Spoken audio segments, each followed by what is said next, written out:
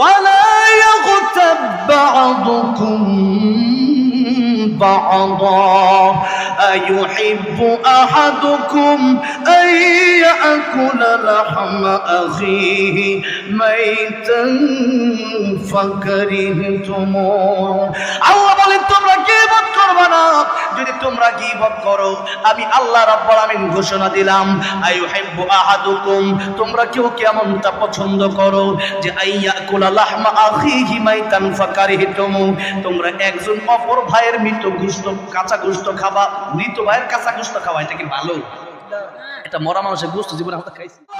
আমিন বলেন মৃত ভাইয়ের কাঁচা গোশত খাওয়া যেমন তোমরা পছন্দ করো না এমনি ভাবে গীবতটাও তোমরা পছন্দ করবা না। আমি আল্লাহ গীবতকে হারাম করে দিলাম। এখন একটা কথা আপনাদেরকে বলি, আমি আমার সামনের দিকে আলোচনায় যাব। ইমাম সুফিয়ান সাউরি রাহমাতুল্লাহি আলাইহি তিনি একদিন তার খাদেমকে ডেকে বললেন, খাদেম শোনো, এই যে তোমার কিছু টাকা পয়সা আমি দিলাম, এই টাকা পয়সা গোলা নিয়া ওই লোককে দিয়ে আসবা যেই লোক আমার বিরুদ্ধে গীবত করে, আমার বিরুদ্ধে বদনাম বলে। খাদেম বলল, হুজুর আমি যাব না, ততক্ষণ পর্যন্ত যাব না যতক্ষণ পর্যন্ত আপনি আমার না বলবেন তারে কেন দিচ্ছেন। আর টাকা পয়সা দিলে তো আপনি আমার দিবেন, আমি আপনার খাদেম, কষ্ট করি, আপনার কাপড় দিয়ে দিই, আপনার খাবার আইনা দিই, হ্যাঁ আপনার জুতা সোজা করে দিই, আমারে দিবেন, তারা দেন কেন? হুজুর ডেকে বলেন, খাদেম সব তাকে কেন দিলাম?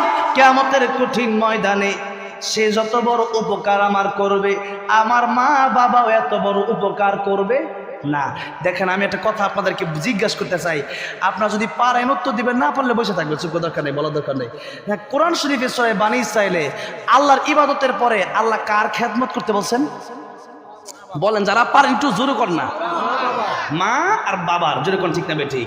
ওয়াকাদা রাব্বুকা আল্লা তা'বুদু ইল্লা ইয়্যাহু ওয়া বিল ওয়ালিদাইনি ইহসানা।